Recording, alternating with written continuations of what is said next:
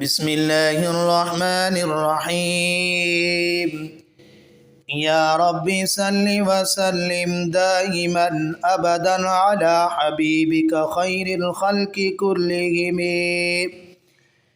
هو الحبيب الذي ترجى شفاعته لكل حول من الأحوال مقتحم.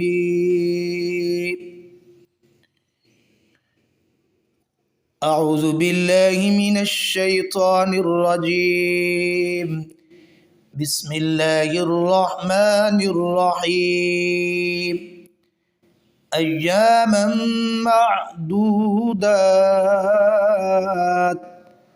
فمن كان منكم مريضا أو على سفر فعدة من أيام أخر. وقال النبي صلى الله عليه وسلم: من صام رمضان إيمانا واحتسابا غفر له ما تقدم من ذنبه أو كما قال عليه الصلاة والسلام. میرے عزیز دوستو، بھائیو، ہمارے دروس ماہ رمضان چل رہے ہیں. آج کا ہمارا درس، آج کا ہمارا سبق روزے کے مسائل اور روزوں کے کچھ مسائل آپ حضرات کے سامنے بیان کیے جائیں گے. آپ حضرات سے درخواست ہے آپ غور سے سنیں اور ان کو یاد رکھیں. حسب موقع ضرورت پڑے تو ان مسائل پر آپ عمل کیجئے. سب سے پہلے آپ یہ جانیے کہ روزہ کی فرضیت. اسلام کے 5 ارکان ہیں. پہلا رکن جناب نبی کریم صلی اللہ علیہ وسلم کا ارشاد گرامی ہے کہ اسلام کی بنیاد 5 ستونوں پر قائم کی گئی ہے. نمبر 1، اس چیز کی شہادت دینا کہ اللہ کے سوا کوئی عبادت کے لائق نہیں اور محمد صلی اللہ علیہ وسلم اللہ کے بندے اور اس کے رسول ہیں. دوسرا رکن نماز قائم کرنا. تیسرا رکن زکوٰۃ ادا کرنا. چوتھا رکن حج کرنا. پانچواں اسلام کا رکن ہے رمضان کے روزے رکھنا.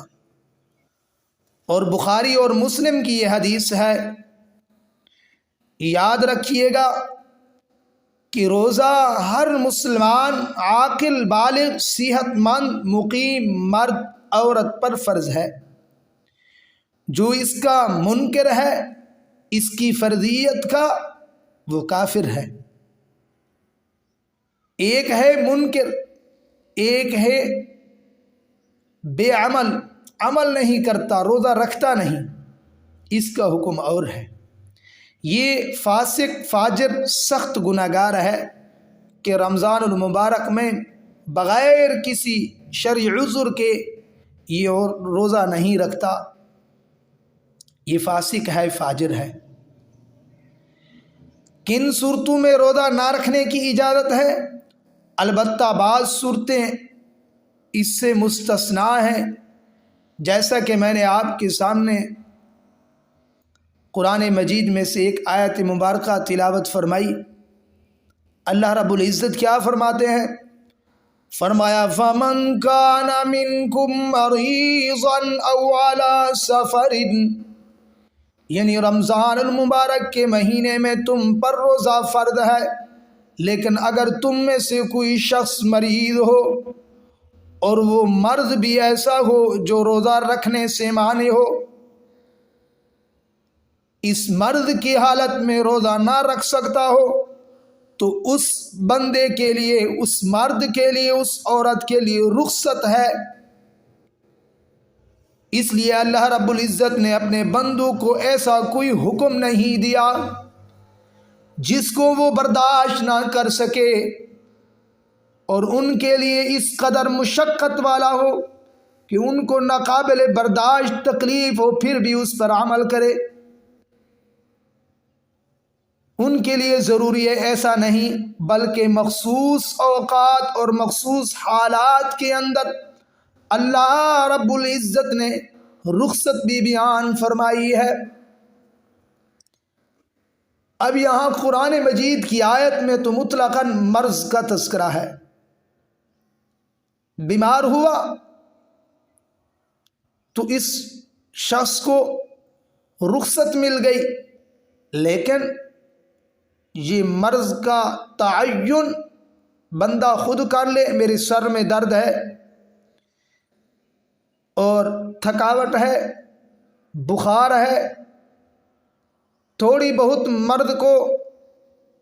مرد بنا کر روزہ چھوڑ دینا یہ شرعی عذر نہیں ہے۔ مرض ایسا ہو جو ناقابل برداشت ہو، برداشت نہ کر سکتا ہو، اس کے جسم کے اندر کمزوری جانے کا خدشہ ہو، مثلا حاملہ عورت ہے اور آخری ایام میں ہے تو ظاہر بات ہے اس کی طبیعت تبدیل ہوتی رہتی ہے، اور اس کو یہ خدشہ ہے کہ اگر میں کہیں روزہ رکھوں گی پیٹ میں بچہ مر جائے گا، بچے کا نقصان ہو جائے گا، ڈاکٹروں نے منع کر دیا ہے، تو ایسی عورت اپنا روزہ چھوڑ سکتی ہے، بعد میں اس کی قضا کرے گی۔ تو مرض کا تعین یہ ڈاکٹر ہی کر سکتا ہے، ڈاکٹر ہی بتا سکتا ہے۔ اگر آپ روزے رکھیں گے آپ کے بدن کو کمزوری ہوگی اور بدن کے کمزوری کی وجہ سے آپ کا یہ مرض بڑھ جائے گا، بیماری بڑھ جائے گی، اور آپ اس بیماری کی وجہ سے دنیا سے رخصت بھی ہو سکتے ہیں، یہ جان لیوا مرض بھی بن سکتا ہے، آپ کو ڈاکٹر نے منع کر دیا ہے، تو پھر آپ رک جائیں، جیسے اللہ پاک آپ کو صحت عطا کرے پھر آپ ان روزوں کی قضا کریں۔ یہ بات تو مکمل ہو گئی کہ اب آدمی مرض کے اندر مبتلا ہے، مشقت اور تکلیف کے اندر ہے، ایسی تکلیف ہے جو اس کے مرض کے بڑھ جانے کا خدشہ اور جان لیوا ہے، تو اس بندے اور بندی کو چاہیے کہ اپنے روزے کو منسوخ کرے، اور اپنی جان کو بچانا فرض عین ہے، اور رمضان المبارک کے بعد ان روزوں کی قضا کرے۔ دوسری بات یہاں بات آئی ہے فَمَنْ كَانَ مِنْكُمْ مَرِيضًا أَوْ عَلَى سَفَرٍ، آدمی بیمار ہو جائے یا سفر پر ہو تو ان حالات کے اندر اللہ نے فرمایا ہے کہ اس بندے اور بندی کو رخصت ہے، یہ روزہ چھوڑ سکتے ہیں۔ کون سا مسافر آدمی روزہ نہیں رکھ سکتا؟ کون سا سفر شرعی ہے؟ علماء کرام فرماتے ہیں ایک سفر تو وہ ہے جس کو ہم صبح شام کرتے ہیں، 10-15 کلومیٹر ایک آدمی روزانہ اپنے دفتر جاتا ہے، دکان پر جاتا ہے، کاروبار کرتا ہے، اچھا خاصا سفر ہوتا ہے، مثلا 20 کلومیٹر 30 کلومیٹر ہوتا ہے، تو یہ بھی تو ایک سفر ہے۔ لیکن شریعت کی اصطلاح میں، شریعت کے اندر شرعی مسافت یہ نہیں ہے، شرعی سفر کی مسافت 48 میل، 48 میل آپ نہیں جانتے، علماء کرام نے 48 میل کا مزید فرمایا کلومیٹر سے حساب لگایا ہے، 77 کلومیٹر کی یہ شرعی مسافت ہے۔ یہ 77 کلومیٹر شرعی مسافت اگر آپ سفر کر چکے ہیں تو یہ سفر شرعی ہے۔ इतना सफ़र आपने किया तो इस सूरत में आप पर रोज़े की रुख्सत है। याद रखिएगा, ये एक जानिब है। एक आदमी कहता है मैं मेरे दफ्तर पे जाने के लिए 30 किलोमीटर का फासला है, मैं रोज़ाना 30 किलोमीटर का फासला करता हूँ और आने जाने का 60 बनता है, तब भी ये मुसाफिर नहीं है। ये 77 किलोमीटर एक जानिब है। एक जानिब अगर आप इतना सफ़र कर चुके हैं तब जाके आप मुसाफिर बनेंगे, आपको रोज़ा छोड़ने की इजाज़त है, आप गुनहगार नहीं होंगे। लेकिन इसके साथ साथ एक अहम ज़रूरी मसले की तरफ भी तवज्जो दिलाता हूँ। अगर कोई बंदा 77 किलोमीटर या इससे ज़्यादा सफ़र का इरादा रखता है, सुबह सादिक ख़त्म होने से पहले अपने शहर या कस्बे या गाँव की आबादी से बाहर निकल आए, तो वो शख्स शरअन मुसाफिर है, उसके लिए ये रुख्सत है। अगर वो रोज़ा ना रखे तो गुनहगार नहीं होगा, अलबत्ता बाद में इस रोज़े की क़ज़ा ज़रूरी है। लेकिन जो शख्स सहरी का वक्त ख़त्म होने तक अपने शहर या कस्बा या गाँव की आबादी में मुकीम है लेकिन घर से नहीं निकला, तो इस पर आज का रोज़ा रखना ज़रूरी है, इसको पूरा करे। अलबत्ता आइंदा जो रोज़े इसने सफ़र शुरू कर दिया है और 77 किलोमीटर से ज़्यादा सफ़र शुरू किया है, आइंदा जो आप रोज़े रखेंगे हालात सफ़र में, तो फरमाया उसके अंदर आपको इजाज़त है कि आप छोड़ सकते हैं, आप गुनहगार नहीं होंगे, बाद में इन रोज़ों की आप क़ज़ा करेंगे। लेकिन आपने 77 किलोमीटर सफ़र तो कर लिया, जहां आप गए आप 15 दिन या इससे ज़्यादा रहे हैं, तो फिर आप मुकीम बन जाएंगे, वहाँ पर भी आप पर रोज़ा फ़र्ज़ हो जाएगा, ज़रूरी हो जाएगा। यानी आप पर हर हालत में रोज़ा रखना ज़रूरी होगा, नहीं रखेंगे तो आप गुनहगार होंगे। इसी तरह जो शख्स मज़कूरा मुसाफत यानी 77 किलोमीटर से कम के सफ़र पर जाए, उसके लिए रोज़ा छोड़ना जायज़ नहीं है। अगरचे मुशक्क़त वाला सफ़र है, तकलीफ़ देह है, गर्मी का ज़माना है, बस का सफ़र है या कोई ऐसी सवारी है जिसमें वाक़यातन तकलीफ़ है, जैसा कि पहले ज़माना में ऊँट की सवारी थी, गधे की सवारी थी, मुशक्क़त की सवारी थी, तो ऐसी हालात में भी हज़रात उलमाए कराम ने लिखा है सफ़र की हालत में रोज़ा उस सूरत में छोड़ना है कि जब इसका सफ़र 77 किलोमीटर से ज़्यादा हो। अगर कम है, मुशक्क़त और तकलीफ़ अगरचे है, लेकिन रोज़ा नहीं छोड़ सकते आप। अगर आप छोड़ेंगे तो गुनहगार होंगे, इसलिए कि ये शरई मुसाफत नहीं है।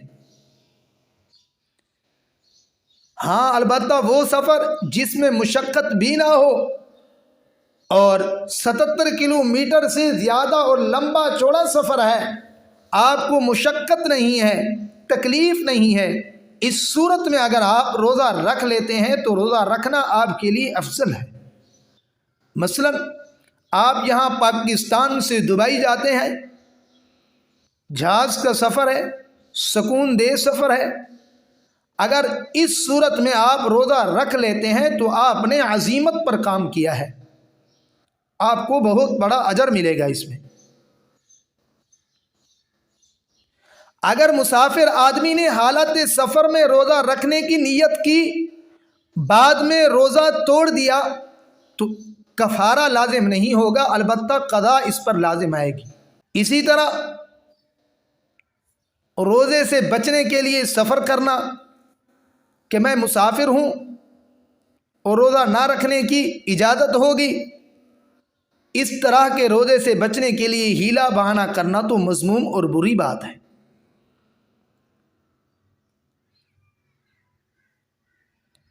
سفر کی وجہ سے اگر آپ کے روزے زیادہ ہو گئے ہیں، مثلا آپ نے یہاں 29 روزے مکمل کر لیے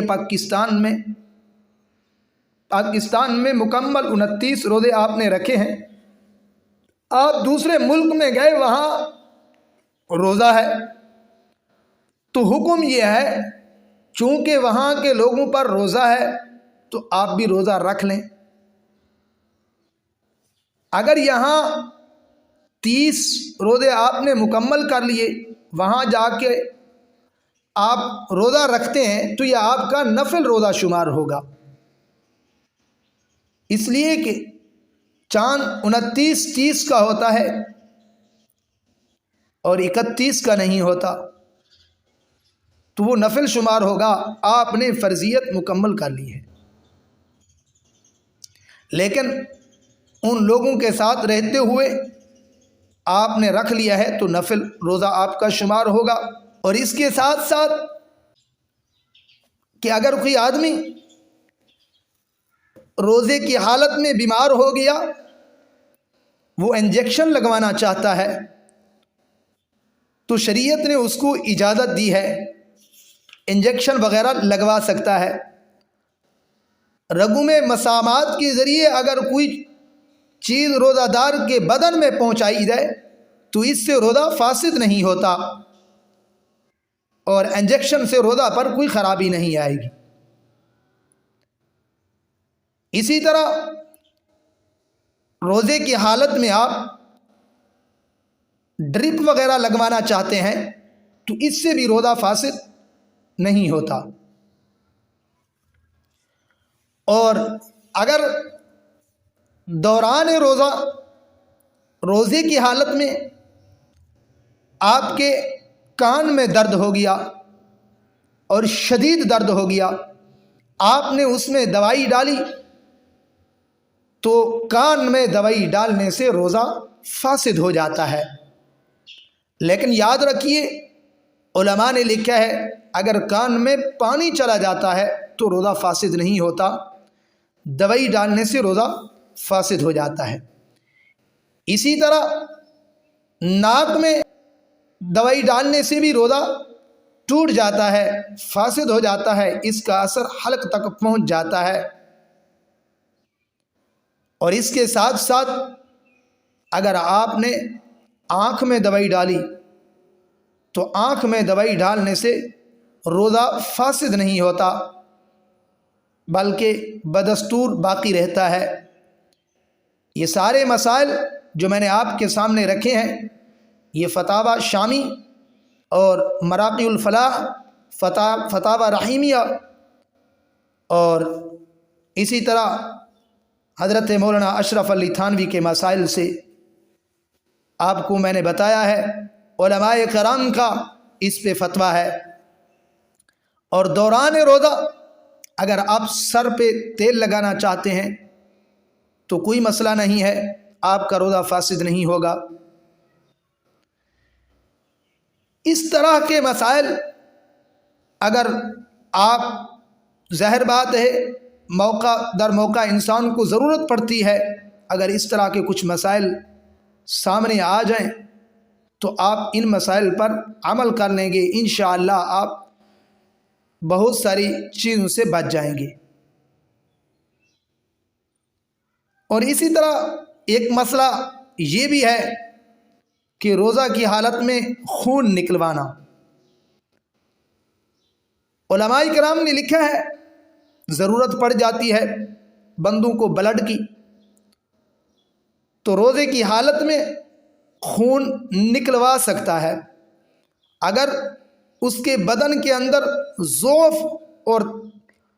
ضعف کا خدشہ ہے کہ بہت کمزور ہو جائے گا اور ایسا نہ ہو مریض سے یہ بھی زیادہ مریض بن جائے، تو اس بندے کو خون نہ دینے کے لیے علماء کرام نے منع کیا ہے کہ ایسا شخص اپنا خون نہ دے۔ ہاں اگر اسے یقین ہے مجھے کچھ نہیں ہوتا، نوجوان ہے، اس کو دینے کی اجازت ہے، اس کا روزہ نہیں ٹوٹتا۔ الخلاصہ بلڈ نکلوانے سے روزہ فاسد نہیں ہوتا۔ اسی طرح ہماری بہنیں جو اپنے لبوں پر سرخی وغیرہ لگاتی ہیں، اور اس سرخی سے بھی روزہ نہیں ٹوٹتا۔ اور اسی طرح حالت صوم میں دانت نکلوانا چاہتا ہے، اگر اس کا خون اندر نہیں گیا حلق کے تو پھر دانت بھی نکلوا سکتا ہے، اس کا روزہ نہیں ٹوٹتا، البتہ کراہت آئے گی۔ اسی طرح ایک بندہ حالت صوم میں اپنی بیوی سے محبت کرتا ہے، بوس و کنار کرتا ہے، تو علماء کرام نے لکھا ہے اگر یہ ایسا شخص ہے، بڑی عمر کا ہے اور اسے کوئی خدشہ نہیں ہے انزال کا یا ہم بستری کا، تو فرمایا ایسے شخص کو اپنی بیوی سے پیار اور محبت بوس و کنار کی اجازت ہے۔ البتہ جوان آدمی ہے، نئی شادی ہے، اپنی بیوی سے دل لگی کرتا ہے، بوس و کنار کرتا ہے، تو کہیں خدشہ ہے کہ یہ انزال یا ہم بستری نہ کر لے، تو فرمایا ایسے شخص کو منع کیا گیا ہے، اور ایسے شخص کا بوس و کنار کرنا مکروہ تحریمی ہے۔ اسی طرح روزے کی حالت میں سوتے ہوئے خواب میں احتلام ہو گیا تو احتلام کی وجہ سے بھی روزہ نہیں ٹوٹتا۔ اسی طرح اگر کسی شخص نے بھول کر کھا پی لیا تو بھول کر کھانے پینے سے بھی روزہ نہیں ٹوٹتا۔ تو یہ روزے کے مسائل ہیں، اور یہ میں نے ایک بات کی تھی حاملہ عورت کے بارے میں۔ اگر حاملہ عورت اسے مسئلہ ہے روزہ رکھنے کا، اس کی اپنی صحت کا مسئلہ یا بچے کا مسئلہ ہے، تو ڈاکٹروں نے منع کر دیا ہے، تو ایسی عورت اپنا رمضان کے بعد روزے کی قضا کرے۔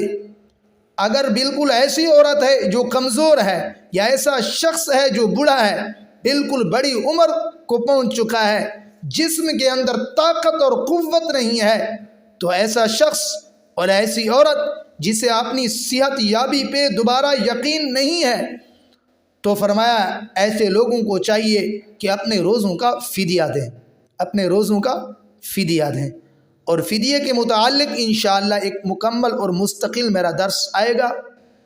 اور فدیہ 2.25 کلو گندم اور یا اس کی قیمت ادا کریں، یہ ایک روزے کا فدیہ ہے، یہ ایک روزے کا فدیہ ہے، 2.25 کلو گندم یا اس کی قیمت۔